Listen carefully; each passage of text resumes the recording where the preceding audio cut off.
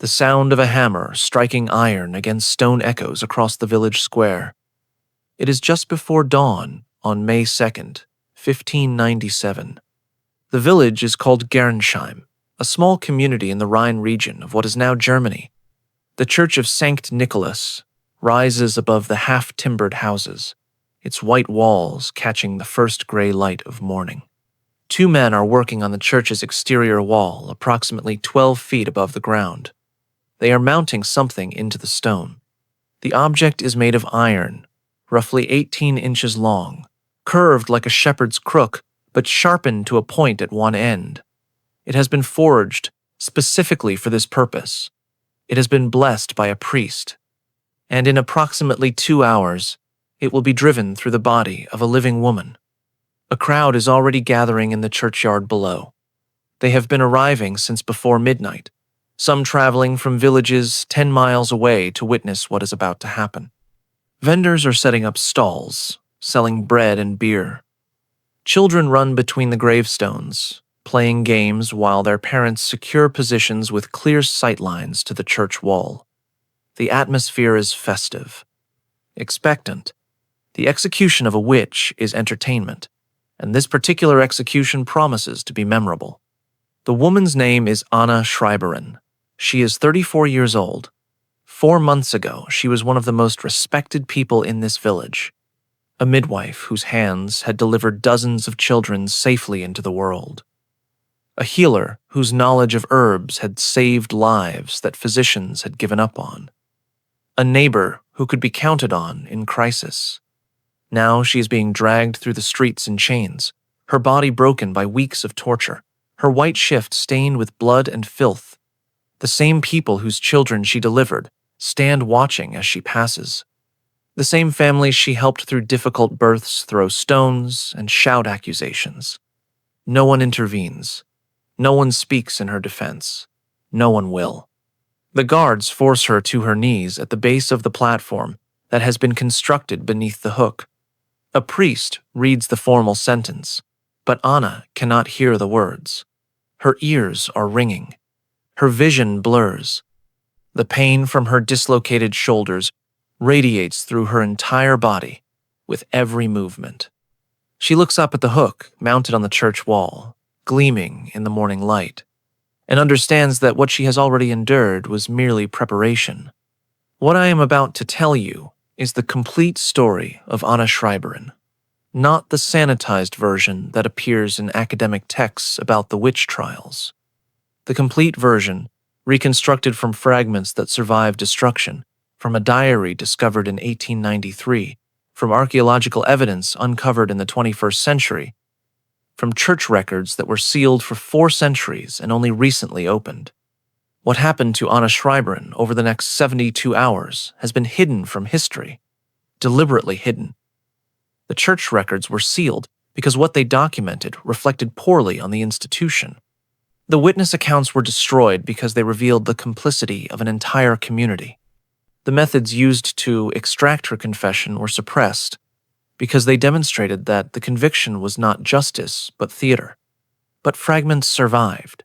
In places the authorities never thought to look, in private letters, in a physician's notes about the wounds he observed, in the margins of official documents where a scribe recorded details that were not supposed to be recorded, in mass graves where forensic archaeologists found skeletal evidence that confirmed what the written records tried to deny. If you are drawn to real history, the kind that reveals what human beings are truly capable of when systems permit it, subscribe to this channel right now and hit the notification bell. Comment below telling me where in the world you are watching from. I'm always amazed to see how far these stories reach across the world. To understand why Anna Schreiberin is about to die the slowest death the 16th century could devise, we need to go back 4 months, to the night she saved a life and sealed her own fate, February 2nd, 1597, a night so cold that the Rhine has frozen solid for the first time in 20 years. Snow piles against the doors of houses throughout Gernsheim. Most people are huddled around their fires, waiting for the brutal winter to release its grip. Anna Schreiberin is not most people. She is pulling on her warmest cloak, gathering her bag of supplies, preparing to walk 2 miles through knee-deep snow because a farmer's wife named Marguerite has gone into labor 3 weeks early and the baby is positioned wrong. Anna knows this because the farmer himself appeared at her door 20 minutes ago, breathless and terrified, begging her to come. Anna is 34 years old, widowed for 8 years, childless herself, despite 2 pregnancies that ended in loss.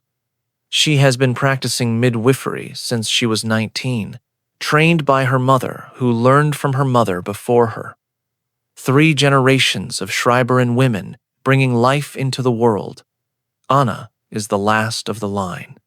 She knows things that the male physicians do not. She knows that a breech baby can sometimes be turned with the right manipulation. She knows which herbs ease labor pains and which ones can slow bleeding. She knows the signs that indicate a birth is going wrong and the interventions that can save both mother and child. This knowledge has been passed down through women for centuries, refined through practice, tested against the brutal reality of childbirth in an age when 1 in 10 mothers dies delivering. The walk to the farmhouse takes nearly an hour through the snow. By the time Anna arrives, Margaretha has been in labor for 16 hours. The contractions are strong but producing no progress. The baby is breech, feet first instead of head first, and the cord is wrapped around its neck. Without intervention, both mother and child will die. Anna works through the night. She uses techniques no physician would recognize, manipulating the baby's position through the mother's abdomen, reaching inside to unwrap the cord, turning the child degree by degree until the head is positioned correctly. It is brutal, exhausting work. Marguerite screams until she has no voice left. The farmer paces outside the bedroom door, certain he is about to lose his wife. At dawn, a boy is born, healthy, breathing, crying lustily as Anna clears his airways and places him on his mother's chest. Margarethe is weak, but alive. The bleeding, which could have been fatal, responds to the herbs Anna presses against her. The farmer falls to his knees when Anna emerges from the bedroom. He thanks her with tears streaming down his face. He promises her anything, whatever she wants. She has saved his wife and his son. She has performed a miracle. Anna asks only for her usual fee, a few coins, some preserved meat, a measure of grain.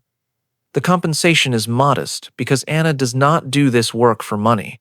She does it because it is her gift, her purpose, the thing she was born to do.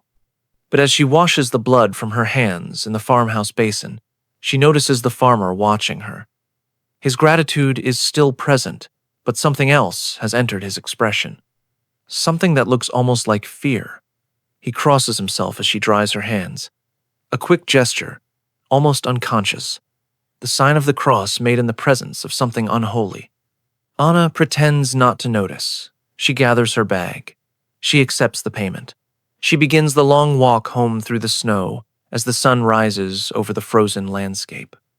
The child she delivered that night would grow to be 63 years old. He would have children and grandchildren and live to see the end of the witch trial era in Germany. His mother would tell him, years later, that a woman named Anna saved both their lives on the night he was born. She would not tell him what happened to Anna. Some memories are too painful to pass down. Anna herself had 4 months left to live, and the first accusation was already forming in someone's mind. 3 weeks later, February 23rd, 1597, another summons, another desperate family, another life hanging in the balance.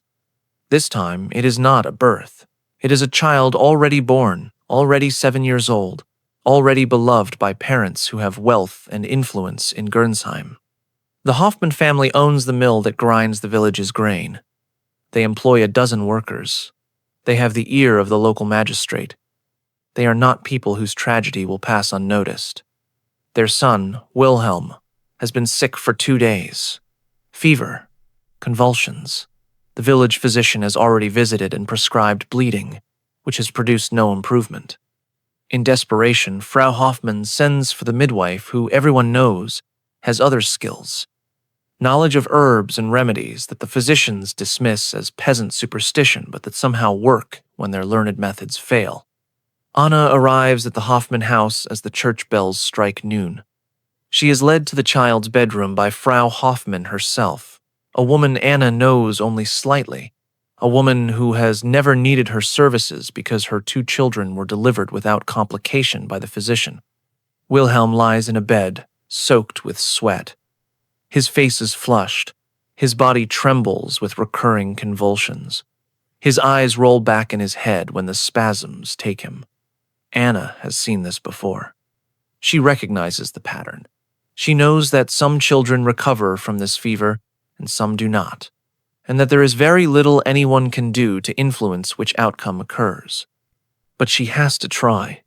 For 3 days and 3 nights, Anna remains at the Hoffmann house. She prepares infusions of willow bark to reduce the fever. She applies cool cloths when the convulsions come. She drips water into Wilhelm's mouth to prevent the dehydration that kills as many as the fever itself. She sleeps in brief intervals on a chair beside his bed, waking whenever his breathing changes, whenever Frau Hoffmann's weeping grows louder. On the 3rd night, Wilhelm stops breathing. Anna tries everything she knows. She pounds on his chest. She breathes into his mouth. She prays aloud to God and all the saints. Nothing works. The child is dead, 7 years old, gone between one moment and the next while his mother watches and his father stands helpless in the doorway. Frau Hoffmann's grief is a physical thing. It fills the room. It shakes the walls. She collapses over her son's body and screams until servants come running from throughout the house. Anna steps back, giving the family space, preparing to gather her things and leave them to their mourning. Then Frau Hoffmann looks up, and her expression is not grief alone. There is something else in her eyes, something calculating, something that is already transforming sorrow into blame. What did you give him? The question cuts through the chaos. Anna stops mid-movement. The room goes quiet. I gave him willow bark tea for the fever, cool water, lavender to help him sleep. Frau Hoffmann's eyes narrow. She looks at her husband. She looks back at Anna. The accusation has not yet been spoken, but it is present in the room, a poison spreading through the air. Anna goes home, believing the family will grieve and heal. She does not know that before sunrise, Frau Hoffmann will visit the priest. She does not know that the priest has been waiting for exactly this opportunity. Father Conrad has served the parish of Sankt Nikolaus for 11 years. He is 42 years old, unmarried as his vows require, and possessed of appetites that his vows do not permit. 2 years before the death of Wilhelm Hoffmann, he made his interest in Anna Schreiberin known.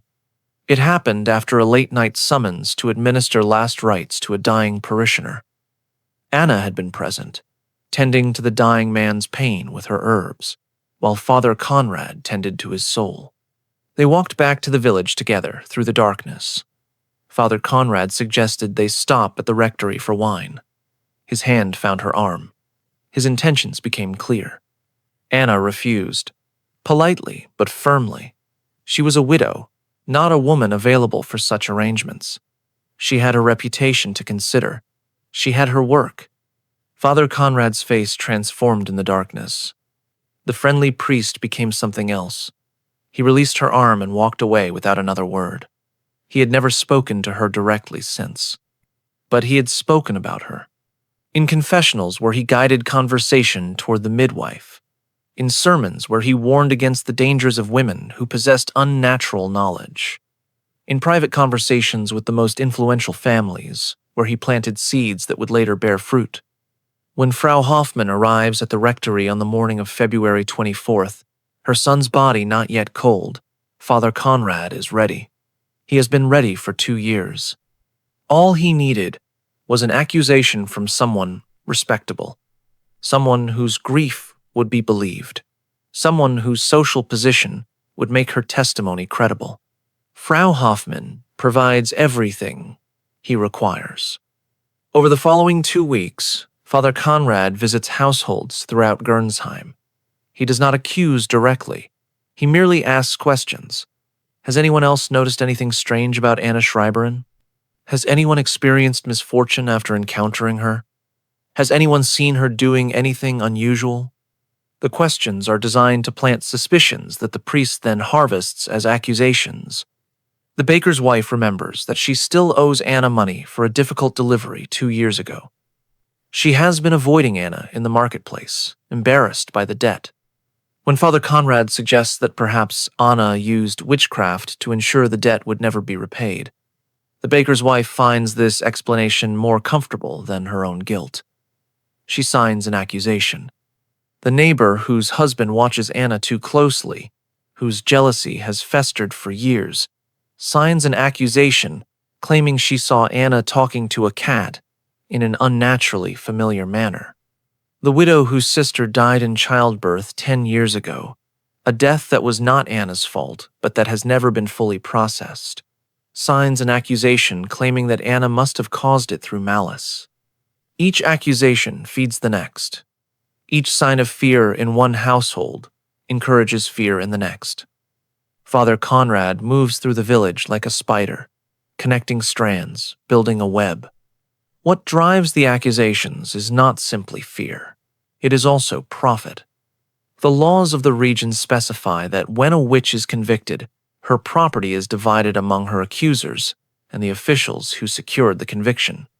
Anna owns her house outright. She has savings from years of work. She possesses valuable tools of her trade. The accusers are not merely afraid of her, they are investing in her destruction. Within 2 weeks, 7 women have made formal statements against Anna Schreiberin. The accusations include causing her cows to give more milk than her neighbor's cows, looking at someone who subsequently fell ill, being seen gathering herbs at midnight, knowing things she should not know, consorting with familiar spirits in the form of cats, and causing the death of Wilhelm Hoffmann through witchcraft. Under the laws governing witch trials in the region, 5 accusations from separate households trigger automatic arrest and investigation. Anna has 7, but she does not know this. She has continued her work, unaware that the web has already closed around her. She has delivered another baby. She has treated an elderly man's cough. She has lived her life as if nothing has changed. On March 14th, the magistrate's own daughter complains of stomach pains after eating fish that may have been spoiled. By morning, someone has suggested that the timing is suspicious, that the midwife may have cursed the magistrate's household to prevent investigation. The magistrate, who had been hesitant about pursuing the accusations, suddenly finds his hesitancy evaporated.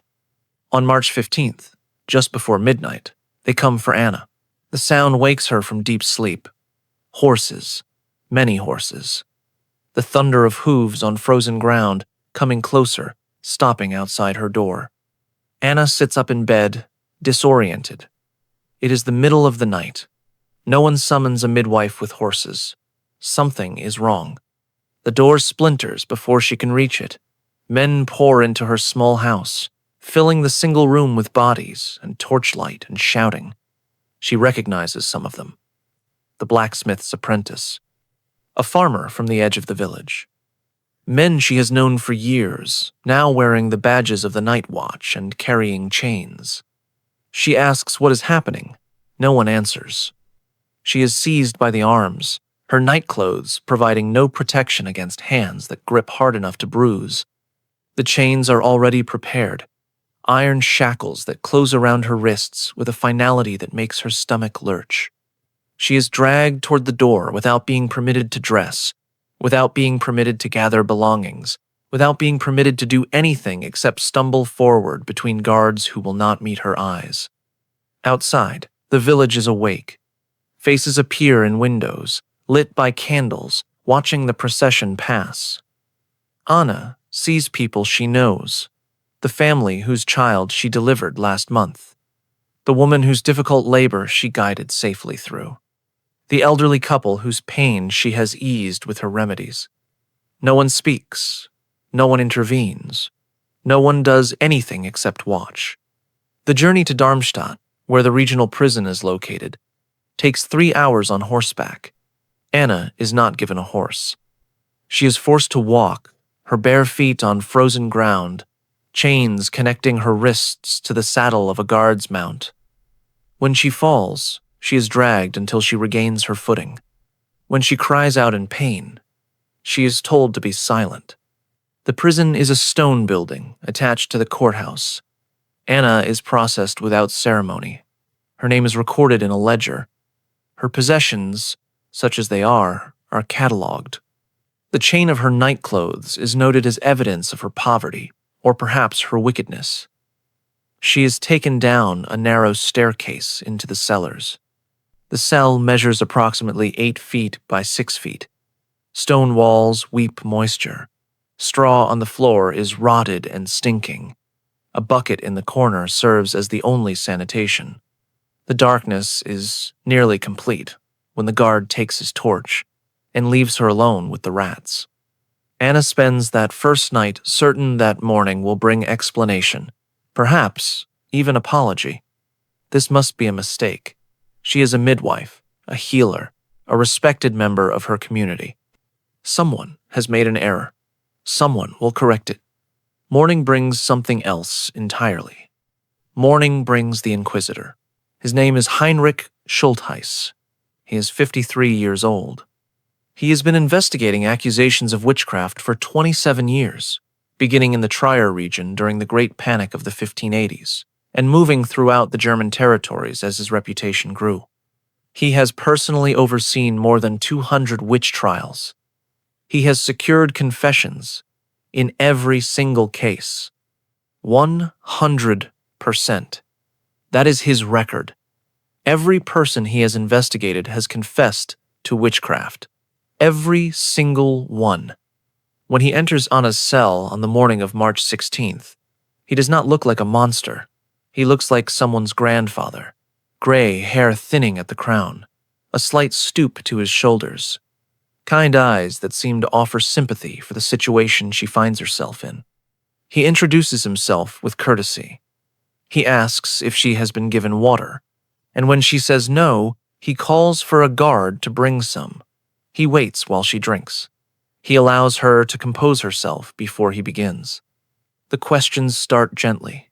Do you know why you are here? Anna says she does not.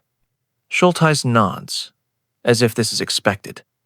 He explains, in patient terms, that accusations have been made. Serious accusations.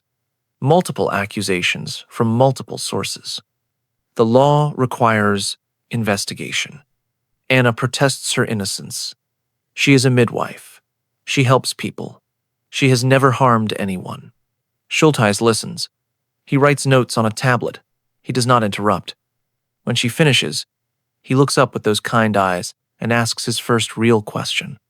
When did you first meet the devil? Anna is so shocked, she cannot respond.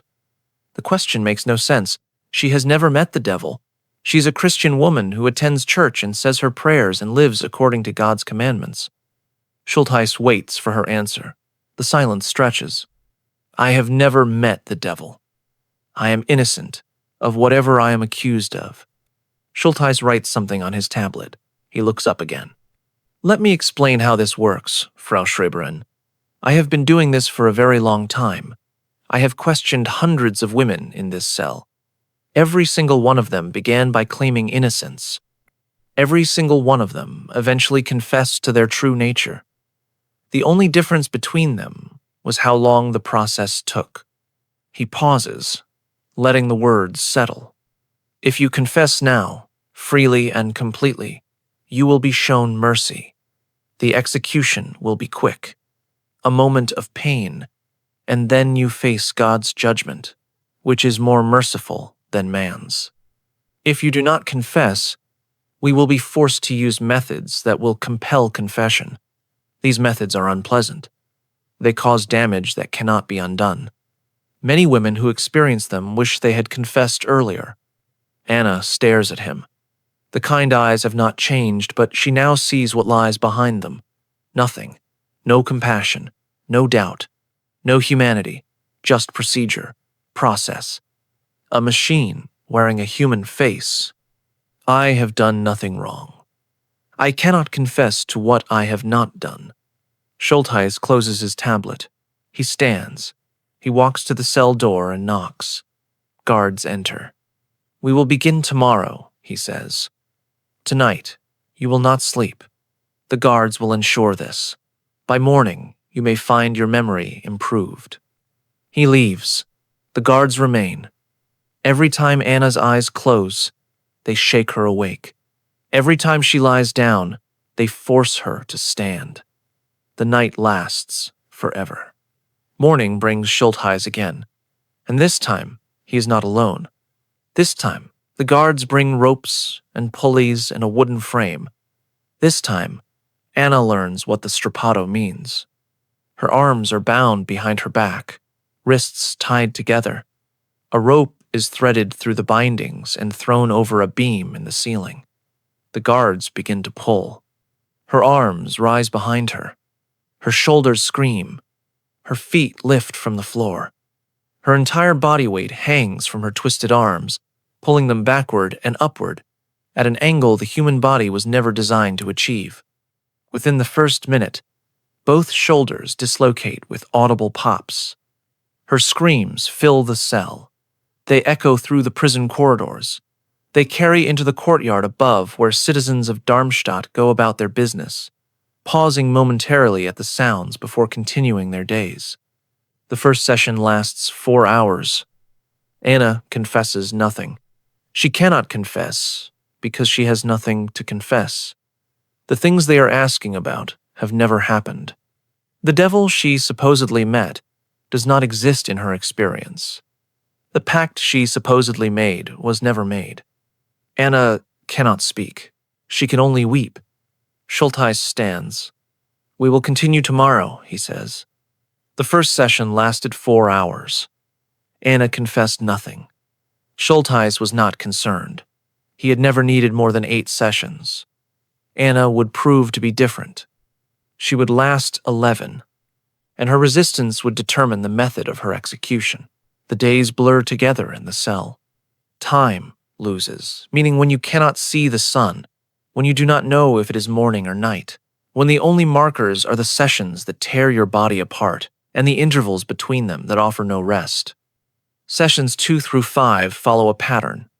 The strappado first to soften her, then the questions, then other methods when the strappado proves insufficient. The water torture is introduced during session 3. Anna is strapped to an inclined board, her head lower than her feet. A cloth is placed over her face. Water is poured slowly, continuously, saturating the cloth, filling her nose and mouth with the sensation of drowning, while preventing actual drowning. The terror is indescribable. The body believes it is dying. The mind follows. The boots are introduced during session 5, wooden frames that encase her legs from knee to ankle, wedges driven between the frames and her flesh, pressing inward with each strike of the hammer. The bones do not break, not quite, but the pain suggests they have. Between sessions, she is not permitted to sleep. Guards wake her whenever her eyes close. She is given minimal food, minimal water. The disorientation compounds with each passing day. She loses track of how long she has been imprisoned. She loses track of what she has said and what she has not said. Schultheis employs psychological techniques alongside the physical. He tells her that her neighbors have already confessed. He claims they have named her specifically as the leader of a witches' coven. He reads statements that may be real or may be fabricated, statements from people she has known all her life, describing gatherings that never occurred, rituals that were never performed. Some of what he tells her is true, some is lies. She cannot tell which. She no longer trusts her own perception. Session 8 introduces something new, something that breaks through the fog of pain and exhaustion with terrible clarity. They bring in a witness, a woman carrying an infant. Anna recognizes them both. It is Margarethe, the farmer's wife, and the baby boy Anna delivered 4 months ago. The child she saved on that freezing February night. Margarethe will not look at Anna directly. She stares at the floor while she speaks her testimony. The words are rehearsed, mechanical, clearly coached. The midwife cursed my child while he was still in my womb. She put her hands inside me and whispered words I could not understand. My son has been sickly since birth. The curse is upon him. The baby in her arms looks healthy, thriving. Nothing like the cursed child Margarethe describes, but the testimony is being recorded. The testimony will be used. Schultheis dismisses the witness. He turns to Anna. "You see how it is," he says. "Even those you helped have turned against you. There is no one who will speak for you. There is no one who believes your innocence. You are alone." Anna looks at the door through which Margarethe has just exited. The woman whose life she saved. The baby she delivered through skill and determination. Both of them now weapons to be used against her. Something inside Anna breaks. Not her will to live. Something else. Her belief that the truth matters. Her faith that innocence protects. Session 11. She confesses. Schultheis guides her through it. He asks leading questions that contain their own answers. She agrees to whatever he suggests. Yes, she met the devil. Yes, he appeared as a handsome man at a crossroads. Yes, she made a pact. Yes, she attended gatherings where witches danced and performed obscene rituals. Yes, she used her knowledge to curse rather than heal. The confession takes 3 hours. Schultheis records every word. When he asks for names of other witches, Anna provides them. She names women from her village, women she knows. Women who have done nothing wrong except exist in the wrong place at the wrong time. She names 7 women. She condemns them to the same fate she faces. She does this because she cannot endure anymore, because her body has been destroyed, because her mind has been broken, because she would say anything, name anyone, to make the pain stop. When the confession is complete, Schultheis thanks her for her honesty. He tells her she has done the right thing. He tells her God will show mercy. The torture stops. She is given food, water, a blanket. She is allowed to sleep for the first time in what she thinks might be weeks. And as she lies in the darkness, the horror of what she has done overwhelms her. 7 names, 7 women, 7 lives she has destroyed to save what remains of her own ruined life. The relief of confession lasts approximately 2 hours. Then the full weight of her betrayal settles onto her chest, heavier than any physical torture. She will carry those names to her death and beyond. April 28th, 1597. The courtroom in Darmstadt is packed with spectators who have waited since dawn for admission. The trial of Anna Schreiberin has drawn attention from throughout the region. Witch trials are common, but this one involves a respected midwife from a prosperous village. The drama is irresistible. Anna is brought in through a side door. She can barely walk. Her shoulders have never properly healed from the dislocations. Her legs are swollen and discolored from the boots. She has lost perhaps 30 pounds since her arrest 6 weeks ago. She looks like a corpse that has not yet stopped moving. The crowd murmurs as she enters. Some people gasp at her condition. Others nod with satisfaction, seeing the marks of torture as confirmation of guilt. Surely an innocent woman would not have been treated so harshly. Surely the authorities know what they are doing. The evidence is presented first. The 7 original accusations from women in Gernsheim. The testimony of Frau Hoffmann regarding the death of her son. The statement from Margarethe and other women Anna delivered. The expert analysis from Schultheis regarding the signs of witchcraft he observed during interrogation. Then comes the confession. A clerk reads it aloud in its entirety. The words Anna spoke under torture, now presented as voluntary admission. The details about meeting the devil.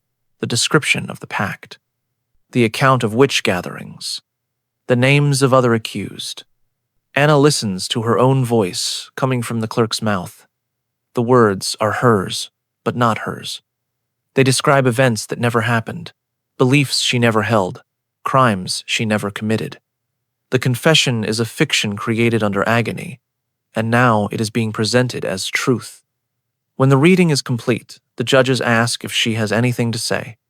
Anna stands. The effort nearly collapses her. She grips the rail in front of her with hands that tremble uncontrollably. I recant my confession. The courtroom falls silent. Everything I confessed was false. I confessed because I could not endure more torture. I named innocent women because I was told to name someone. I have never met the devil. I have never attended any gathering of witches. I have never harmed anyone through witchcraft or any other means. I am innocent. The silence stretches for several seconds. Then the chief judge responds. Recantation of a confession obtained through proper judicial process is itself evidence of demonic influence. The devil is working through you even now, trying to save his servant from justice.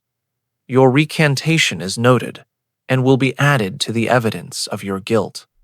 Anna sways. She understands now that there is no escape.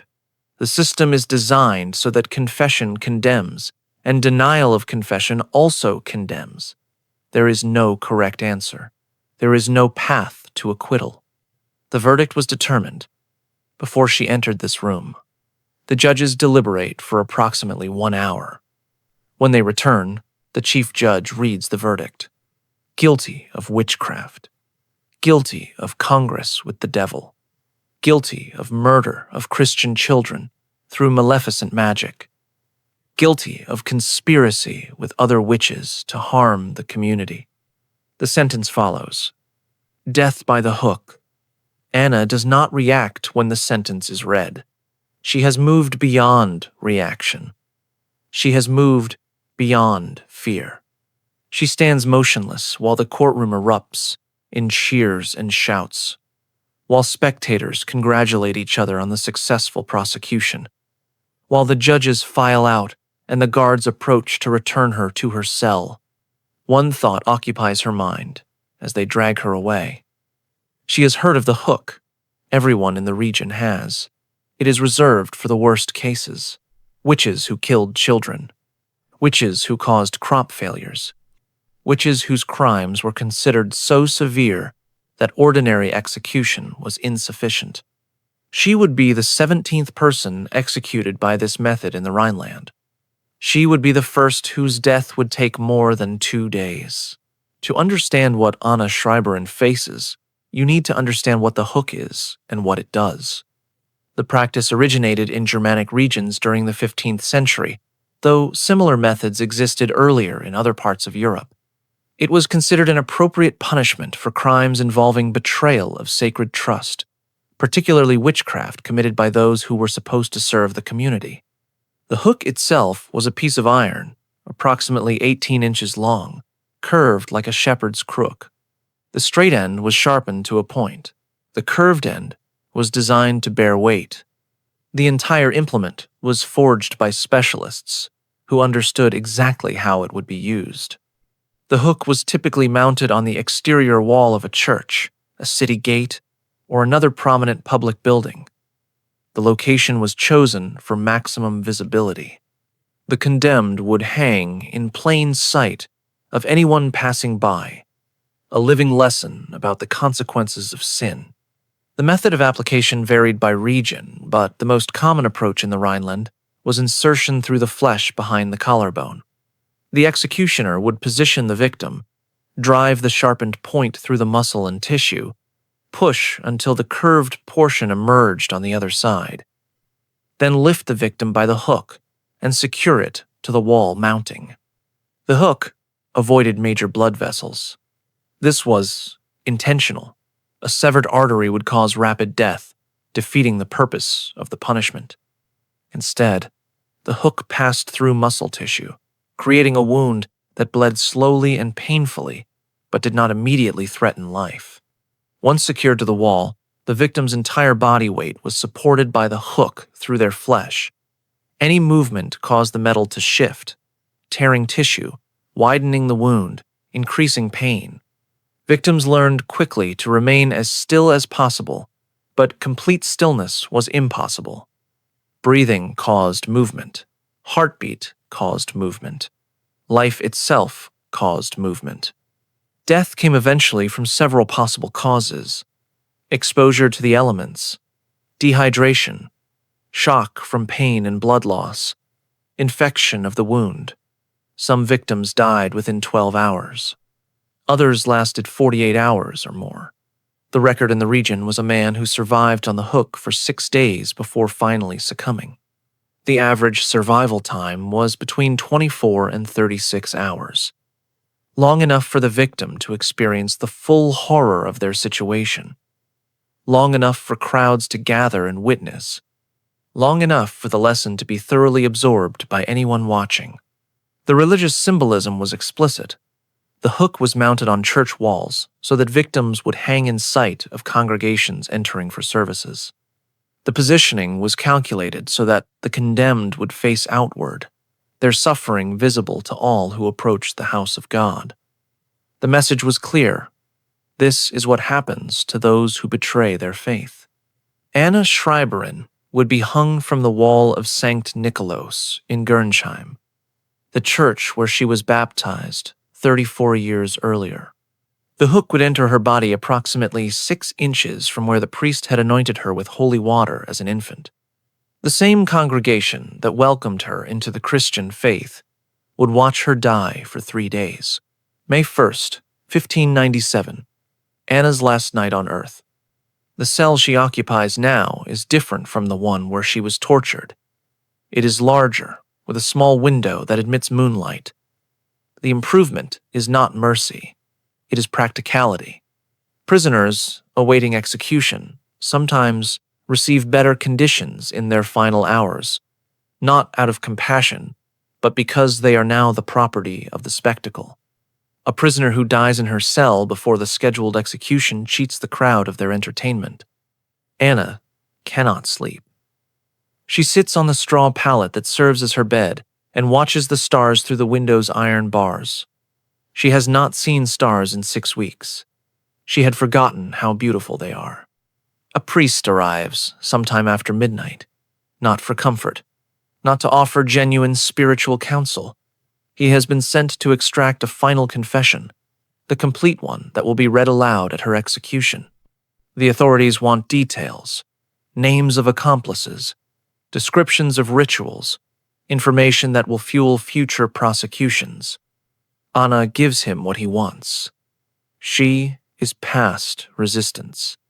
She adds details she has invented, embellishments that never happened, descriptions of ceremonies she has imagined from the questions she was asked during torture.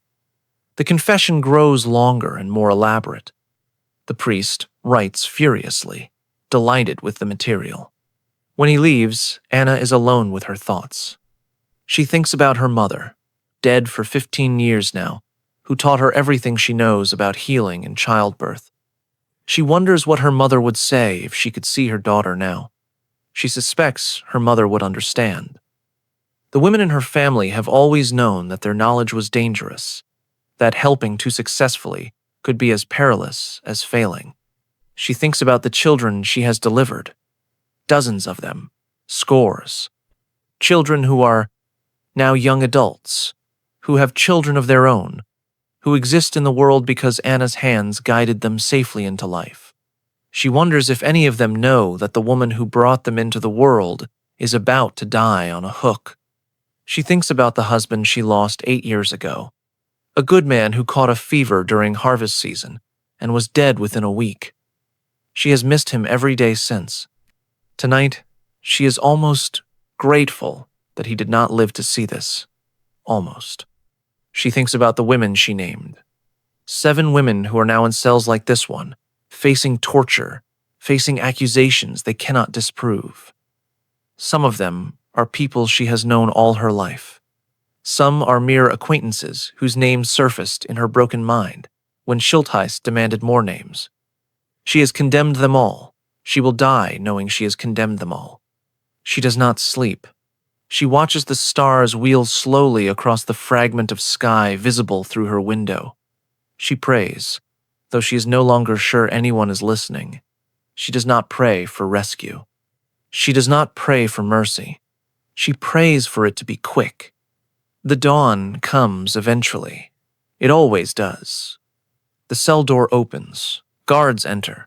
Behind them stands Father Conrad, the priest who set this entire machinery in motion, wearing the satisfied expression of a man whose patience has been rewarded. "It is time," he says. Anna stands without assistance. She will not give them the satisfaction of dragging her. Not yet. She will walk out of this cell on her own feet. The guards are surprised by her steadiness. They expected weeping. They expected pleading. They got a woman who has passed beyond such things into a strange calm that they cannot understand. Her last words, recorded by the priest who accompanied her, were spoken as she stepped through the cell door into the corridor that would lead to her death. "I go to God, who knows I am innocent." The walk from the prison to the church was approximately 400 steps. Anna counted every one. When she reached 300, she could see the hook. It had been polished until it gleamed in the morning Sunday. The route from the courthouse in Darmstadt to the village of Gernsheim is 12 miles. Normally, this distance would be covered in 3 or 4 hours by wagon. For Anna Schreiberen's final journey, it takes 7 hours. This is by design. The procession moves slowly so that crowds can gather along the route. Riders have been sent ahead to announce the timing. Villagers from communities along the way line the road, waiting to witness the condemned witch pass by. The journey itself is part of the punishment, a prolonged display that extends the spectacle beyond the execution itself. Anna is placed in an open cart, standing, her hands bound to a post behind her, so she cannot sit or fall. She is dressed in a plain white shift, the garment of the condemned. Her hair, unwashed for 6 weeks, hangs in matted clumps. Her face is gaunt, her eyes hollow, her body swaying with every bump in the road. The crowd's reaction varies as the cart passes through different communities. In some villages, people stand in silence, watching with expressions that are difficult to read. In others, the mood is festive, almost celebratory. Children throw rotten vegetables. Adults shout insults. The accusations from her trial are read aloud at each stop, refreshing the crowd's understanding of why this woman deserves what is about to happen to her. Anna recognizes some faces along the route. A woman she helped through a difficult birth 3 years ago, now standing with her healthy child, watching Anna pass without expression. A farmer whose wife died in childbirth, despite Anna's best efforts, his face twisted with something that might be satisfaction. People she has known, people she has helped, people she has never seen before, all watching, all participating simply by being present. The cart enters Gernsheim in late morning. The entire village has turned out. Hundreds of people crowd the streets, more people than Anna has ever seen in one place. They have come from miles around for this. A hook execution is rare. A hook execution of someone they know is unprecedented.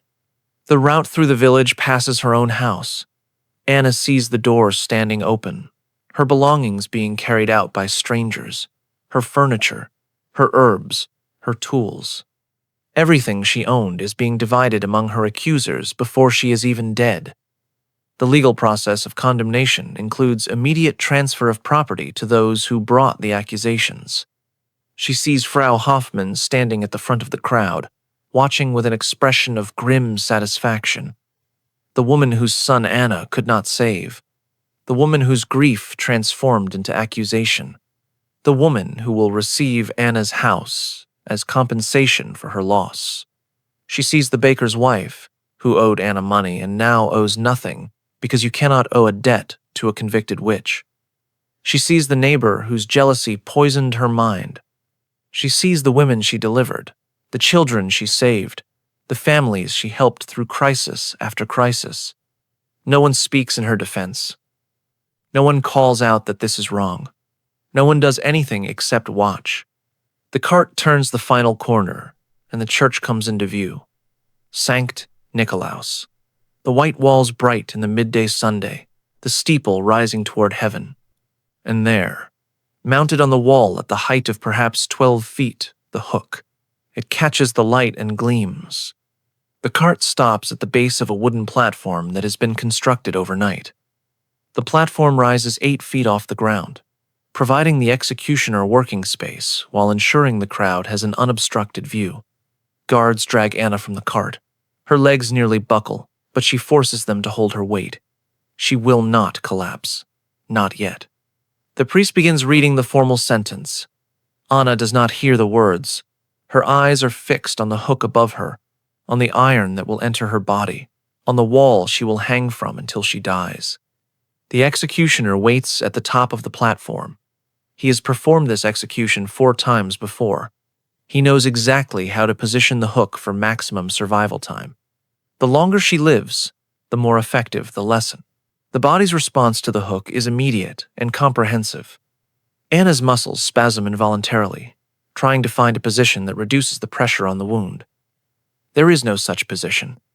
Every movement causes the hook to shift, tearing additional tissue, widening the channel it has created through her body. The pain intensifies with each attempt to escape it. She tries to reach for the wall behind her, thinking perhaps she can push against it, relieve some of the weight. Her arms will not obey her. The damage from weeks of torture has left them nearly useless. She succeeds only in swinging slightly on the hook, a movement that produces fresh agony and draws murmurs from the crowd below. The bleeding is steady, but not catastrophic.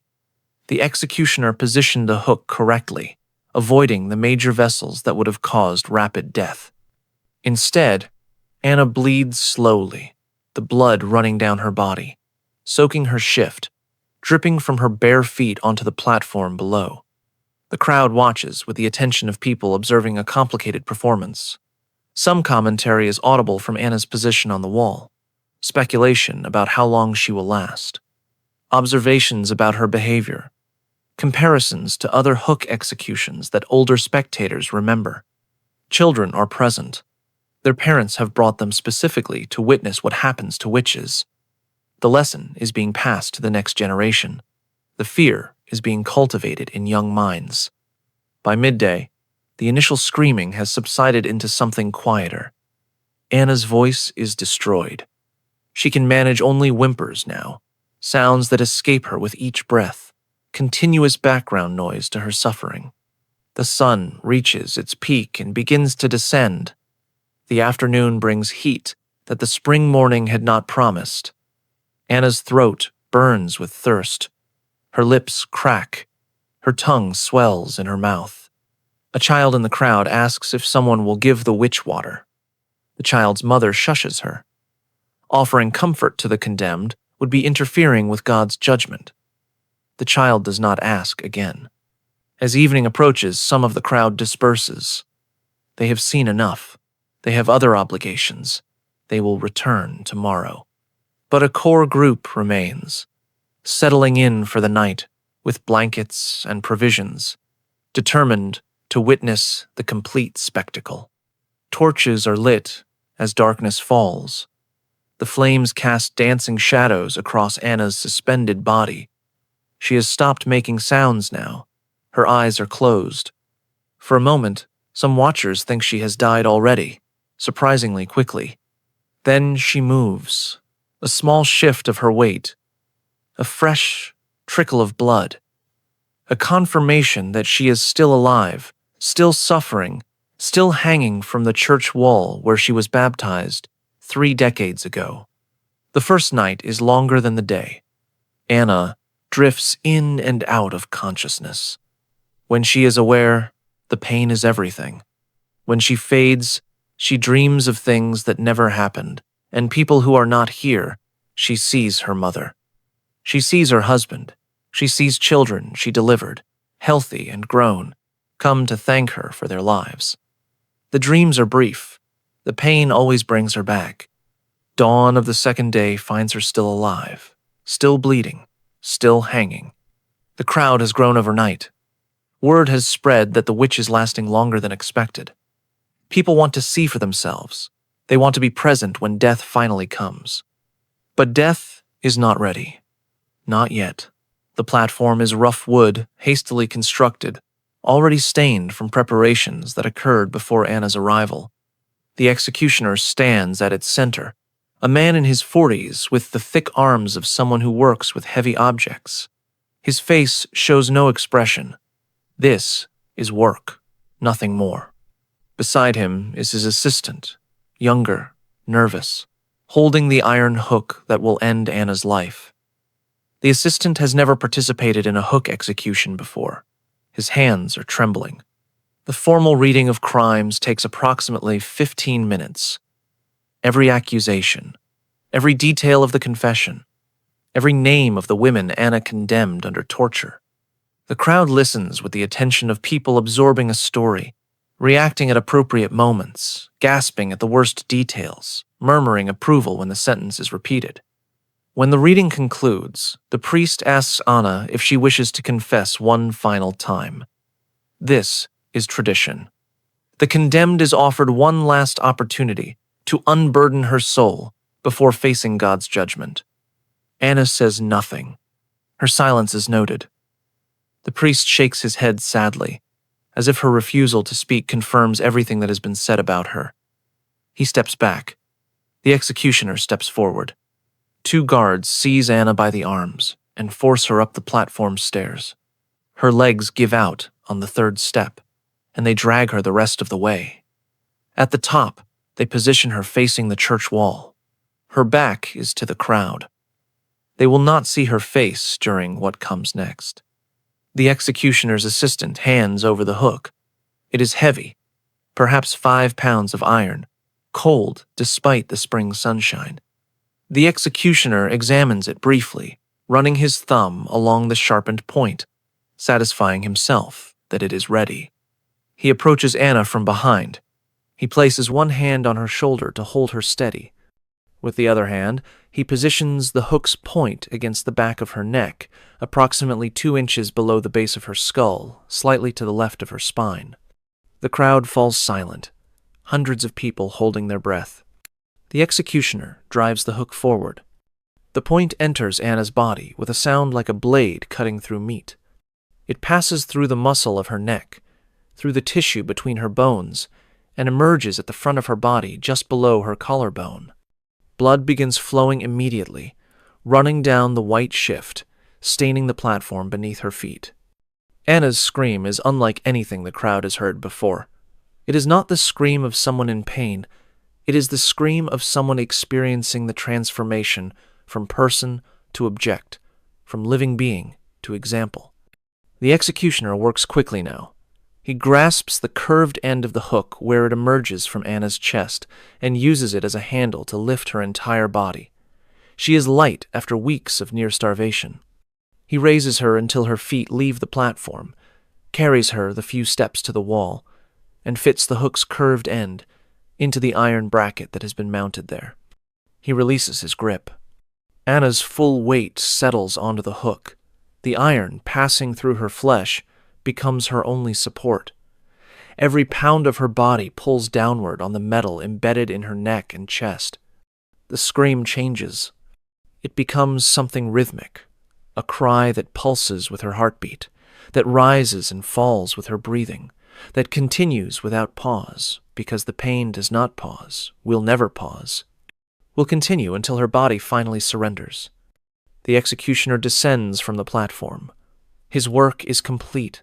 The crowd remains, watching, as the first hour of Anna's death begins.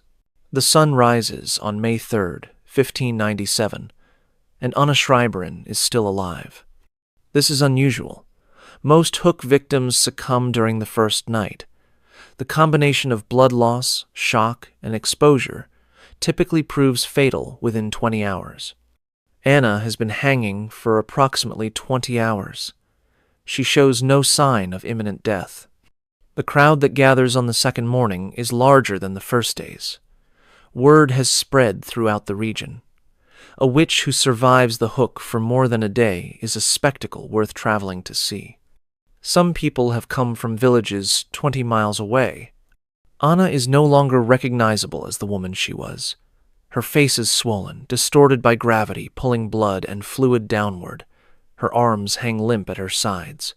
Her white shift is brown with dried blood. Flies have discovered her, clustering at her wounds, crawling across her face. She is not unconscious, but she is not fully aware either. Fever has set in overnight.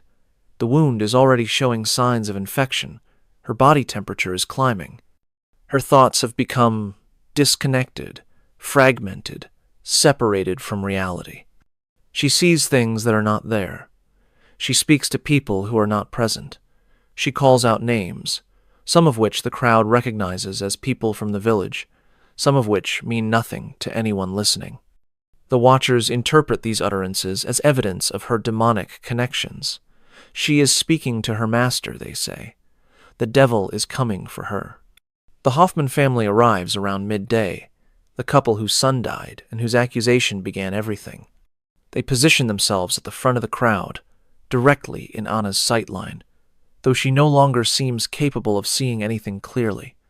Frau Hoffman watches with an expression that might be satisfaction, or might be something else, something that will emerge years later as something very different.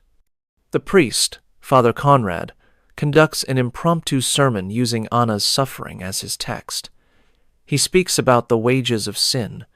He speaks about the mercy of God compared to the justice of man. He speaks about the eternal torments that await those who serve the devil, torments that make the hook seem gentle by comparison. Anna does not hear the sermon. She is somewhere else now, somewhere inside her own failing body, somewhere the words cannot reach. The second night is worse than the first.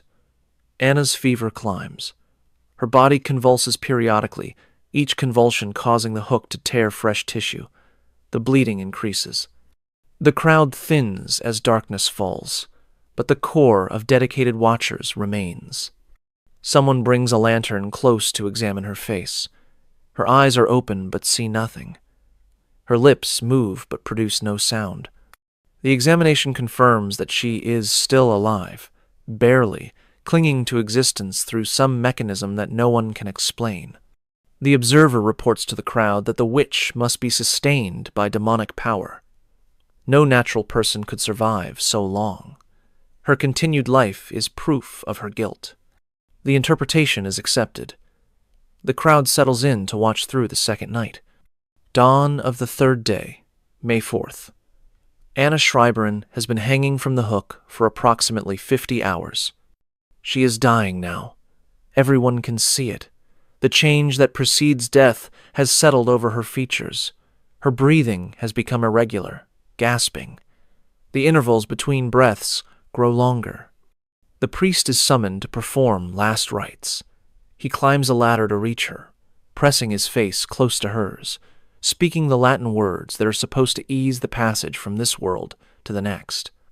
Anna does not respond. She is beyond response. At approximately 2 hours past noon on May 4th, 1597, Anna Schreiberin stops breathing. The crowd waits, uncertain. Death on the hook is not always obvious. Sometimes there are final movements, reflexive gasps, twitches that suggest continued life.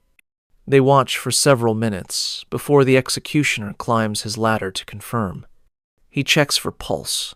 He holds a mirror to her nose and mouth. He announces to the crowd below that the witch is dead. A cheer rises from hundreds of throats.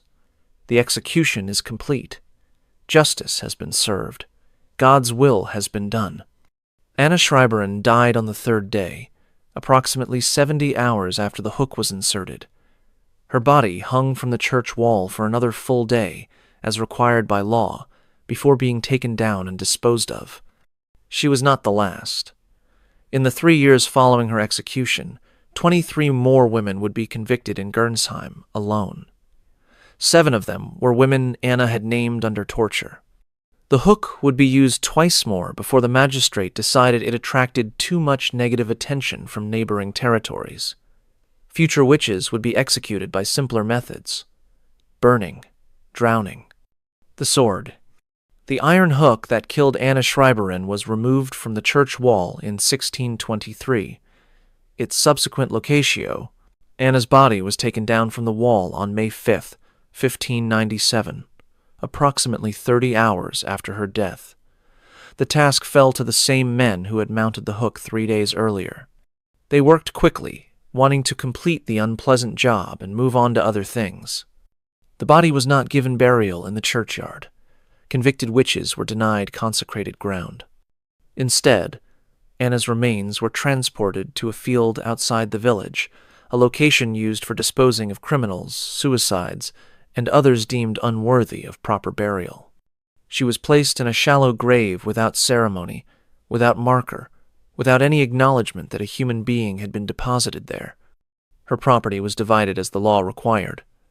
Frau Hoffmann received the house as the primary accuser. Father Conrad received her savings, a small sum that had been hidden in a jar beneath her floorboards. The baker's wife received forgiveness of her debt, plus an additional payment for her testimony. The other accusers received smaller shares, according to their contributions to the case. The 7 women Anna named under torture faced their own proceedings. The first to be arrested was a widow named Katharina, age 51, who had been Anna's friend for 2 decades. Under torture, Katharina confessed to everything she was accused of and named 4 additional women. She was executed by burning in June 1597. The second was a midwife named Elizabeth, age 43, who had trained alongside Anna and practiced in a neighboring village. Elizabeth resisted torture longer than Anna had, lasting 14 sessions before breaking. She was executed by drowning in August 1597. 2 others died in prison before their trials could be completed. 1 from injuries sustained during torture. 1 from an illness that swept through the cells in autumn of that year. The remaining 3 were held for varying periods before eventually being released. The witch panic that had gripped the region began to subside in 1599, not because people stopped believing in witches, but because the accusations had begun reaching into families with political connections. When the magistrate's sister was accused, suddenly the standards of evidence became more demanding. Cases were dismissed. Prisoners were freed. The machinery ground to a halt. But for Anna and the others who died before that shift occurred, the changed standards came too late. Father Conrad was transferred to another parish in 1603. The official reason was administrative reorganization.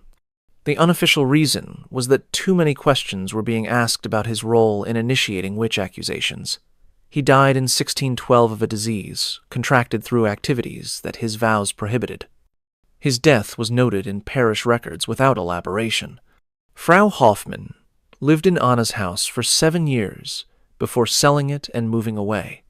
Her husband had left her in 1601, unable to continue living with a woman whose grief had transformed into something that disturbed him. She died in poverty in a village 30 miles from Gernsheim, having outlived all her children. Her final years were marked by what witnesses described as profound melancholy and frequent tears. Heinrich Schultheis, the inquisitor who extracted Anna's confession, continued his work for another decade. He oversaw perhaps 50 more witch trials before being dismissed from his position in 1608. The dismissal was officially for financial irregularities, accusations that he had been enriching himself beyond his legal share of confiscated property. He died in 1614, unpunished by earthly authorities, convinced to the end that his work had been righteous. The child Anna delivered on that freezing February night in 1597, the boy whose birth had seemed like such a triumph, grew to adulthood, never knowing who had brought him into the world. His mother never told him. The knowledge was too painful, too complicated, too bound up with events she could not explain. He lived to be 63 years old. He had children and grandchildren, He died in 1660, having outlived the witch trial era entirely. His descendants still live in the region. They do not know that their ancestor was delivered by a woman who was executed as a witch 4 months after his birth. Most documentation of Anna Schreiberen's case was destroyed. The church records were sealed in 1623, when the parish priest of that era decided that detailed accounts of hook executions reflected poorly on the institution. The court records were lost during the 30 Years' War when armies swept through the region, burning and looting indiscriminately. The testimony of witnesses was never compiled because no one thought it worth preserving. For centuries, Anna existed only as a name in a list of executed witches, one of thousands recorded in fragmentary regional documents. Her story was forgotten because there was nothing to remember it by. Then, in 1893, a private collection of documents was donated to a library in Frankfurt. Among the papers was a diary kept by a man named Johann, who had been a young clerk in Darmstadt during Anna's trial. Johann had recorded what he witnessed in personal notes that were never intended for official use. His diary describes the trial in detail, the accusations, the confession, the recantation, Anna's appearance when she was brought before the judges, the crowd's reaction, the sentencing. He also describes the execution itself, which he attended out of what he called professional obligation. Johann's account is the most complete record of Anna's final hours. He describes her procession through the village. He describes the platform and the executioner. He describes the moment of insertion, the sounds she made, the way she hung from the wall. He describes returning on the 2nd and 3rd days to observe her continued survival. His final entry about Anna is dated May 4th, 1597. The witch Schreiberen died today at approximately 2 hours past noon. She lasted longer than any previous hook execution in my memory. The crowd interpreted this as evidence of demonic power sustaining her. I do not know what to believe. I only know that I watched a woman die over 3 days, and that the sounds she made will stay with me for the remainder of my life. I do not think I will attend another hook execution. Once is sufficient to understand what men are capable of doing to women when the law permits it. Johann lived until 1631. His diary passed through several hands before ending up in the collection that was donated to the Frankfurt Library. It is now preserved in climate-controlled storage, available to researchers who obtain special permission. In addition to written records, there is archaeological evidence. Mass graves outside German villages have been excavated since the 1970s. Forensic anthropologists have examined hundreds of skeletal remains from the witch trial era. Some of these remains show distinctive injuries consistent with hook execution, damage to the cervical vertebrae, and clavicle that matches the described method of insertion. In 2012, DNA analysis was conducted on remains found in a burial site outside Gruesome. The analysis could not definitively identify any individual skeleton as belonging to Anna Schreiberen, but it confirmed that the site was used for disposal of executed individuals during the relevant time period. Modern ground-penetrating radar has identified additional burial sites that have not yet been excavated. The full scope of the witch trial death toll remains unknown. Estimates range from 40,000 to 60,000 executions across Europe, but these numbers may be conservative given how many records were lost or destroyed. In 2019, the German state officially rehabilitated Anna Schreiberen and hundreds of other witch trial victims. The rehabilitation was symbolic, an acknowledgement that the convictions had been unjust, that the methods had been torture, that the deaths had been murder conducted under color of law. A small plaque now marks the wall of St. Nikolaus in Gruesome. The plaque is approximately 12 inches square, mounted at eye level, easily overlooked by visitors who do not know what they are looking at. The text reads, "On this site, in May 1597, Anna Schreiberen was executed by order of the regional court. She was one of an estimated 25,000 people executed for witchcraft in German territories between 1,500 and 1,000 700. This plaque is placed in her memory, and in memory of all who suffered during this period of injustice. Most tourists walk past without reading it, but the wall remembers. Anna Schreiberin was not special. She was not unique. She was not martyred for any cause or remembered for any accomplishment. She was simply a woman with useful skills who lived in the wrong time and the wrong place and attracted the wrong kind of attention. She was one of an estimated 50,000 people executed for witchcraft across Europe during the early modern period. 80% of those executed were women. The peak period of executions occurred between 1580 and 1630, the decades during which Anna lived and died. The patterns that emerge from studying these cases are consistent across regions and centuries. The accused were overwhelmingly women who lived outside normal social structures. Widows, spinsters, women who lived alone, women who had knowledge or skills that set them apart from their neighbors, women who were too independent, too successful, too visible. Midwives were disproportionately represented among the accused.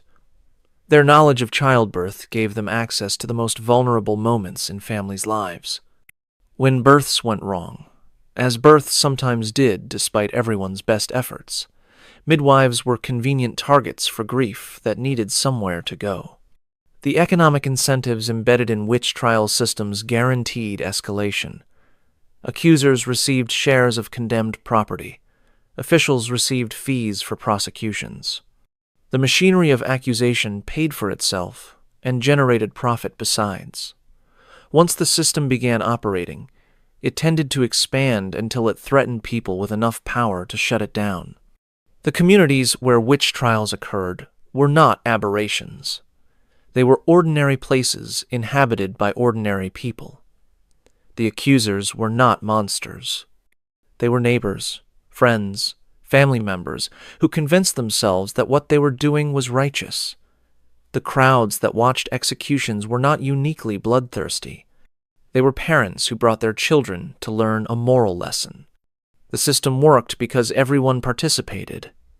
The people who made accusations, the officials who processed them, the torturers who extracted confessions, the judges who pronounced sentences, the executioners who carried them out, the crowds who watched and cheered, the neighbors who said nothing, and the people who knew the accusations were false and testified anyway. The people who understood that confession under torture meant nothing and accepted it as evidence regardless. The people who profited from destroying innocent lives and slept soundly at night. This is what makes Anna Schreiberin's story relevant 400 years after her death. The specific circumstances are historical. We no longer execute people for witchcraft. We no longer use hooks as instruments of capital punishment. We no longer allow torture to extract confessions that courts then accept as valid. But the patterns that killed Anna Schreiberin persist. Moral panics that target vulnerable groups. Systems that reward false accusations. Communities that require scapegoats for their fears and failures. The transformation of grief into blame, of uncertainty into certainty, of neighbor into enemy. These patterns do not require belief in witchcraft. They require only fear and profit and silence. They require only systems that make it easier to destroy the innocent than to admit uncertainty. They require only ordinary people making ordinary choices that accumulate into extraordinary horror. Anna Schreiberin was not killed by evil people. She was killed by a system that allowed ordinary people to do evil things while believing they were doing good. That system was created by humans. It was operated by humans. It was eventually dismantled by humans when enough people recognized what it had become. The same is true of every system that destroys innocent lives. They are human creations. They can be human destructions. But only if enough people are willing to look at what is happening and call it by its true name. On the morning of May 2nd, 1597, a woman named Anna Schreiberin was dragged through the streets of the village where she had lived her entire life. The people she had helped, the families she had served, The children she had delivered stood watching as she passed. No one spoke in her defense. No one intervened. No one did anything except witness. She was hooked through the body and hung from a church wall to die over 3 days, punished for crimes she had not committed, condemned on evidence that was fabricated, broken by torture that would have extracted false confessions from anyone subjected to it. Her story was buried along with her body. The records were sealed or destroyed. The witnesses died without sharing what they had seen. For 4 centuries, she was nothing but a name on a list. But fragments survived, in unexpected places, in a clerk's private diary, in archaeological remains, in the collective memory of a village that could not entirely forget what it had done. Anna Schreiberin was officially rehabilitated in 2019, 422 years after her death. A plaque now marks the wall where she died. It is small and easy to overlook, but it exists. It tells anyone who pauses to read it that a woman was killed here, that her death was unjust, that her suffering deserves to be remembered. She was not a witch. She was not a servant of the devil. She was not a murderer of children. She was a midwife, a healer, a neighbor, a woman whose hands had brought life into the world dozens of times, a woman whose knowledge had saved lives that physicians had given up on, a woman whose only crime was being skilled, being female, and being in the wrong place when fear became profitable. Her final words, recorded by the priest who accompanied her to execution, were, "I go to God, who knows I am innocent." She was innocent. The system that killed her knew she was innocent, in the ways that matter. The torture that extracted her confession was designed to extract confessions, not to determine truth. The trial that convicted her was designed to convict, not to establish guilt. The execution that ended her life was designed to terrify, not to deliver justice. Everyone involved knew this at some level. They knew that the confessions were coerced. They knew that the accusations were questionable. They knew that the methods were barbaric and the outcomes predetermined. They participated anyway. That is the hardest truth of Anna Schreiberin's story. It was not perpetrated by monsters. It was perpetrated by people who went home afterward and ate dinner and slept and rose the next day to continue their ordinary lives. People who told themselves they were doing the right thing. People who found ways to live with what they had done or witnessed or permitted. Those people were not different from us in any fundamental way. They were not uniquely cruel or uniquely blind or uniquely complicit. They were ordinary humans in an extraordinary situation, making choices that seemed reasonable within a system designed to make such choices seem reasonable. The system is what mattered. The system is what made Anna's death possible. And systems like that one do not stay buried in history. They re-emerge whenever the conditions that created them recur. Fear that demands explanation. Grief that demands blame. Uncertainty that demands certainty. The powerful protecting themselves by sacrificing the powerless. The profit to be made from accusation. The silence of those who know better but say nothing. These conditions exist in every era. They exist today. Anna Schreiberin cannot be saved. Her death cannot be undone. Her suffering cannot be erased. But her story can be remembered. And in remembering, perhaps we become slightly more capable of recognizing the patterns before they claim new victims. Remember her, not as a symbol or a statistic or a case study. Remember her as she was, a woman with a life and skills and relationships and hopes. A woman who delivered babies and mixed medicines and walked through snow to help strangers in need. A woman who existed in full human complexity before the system reduced her to a witch. The wall of St. Nicholas still stands in Gernsheim. The plaque is there for anyone who wants to find it. Most tourists walk past without reading. But some stop, some read, some stand for a moment in the place where Anna died and try to understand what happened there and why it matters still. That moment of attention is all she has now. That moment is her legacy. If you found this story valuable, subscribe and hit the notification bell. Share with anyone who needs to understand what ordinary people are capable of doing when systems permit it. Comment below telling me where in the world you are watching from. Anna Schreiberin was killed 427 years ago. Her death was documented, hidden, forgotten, and finally remembered.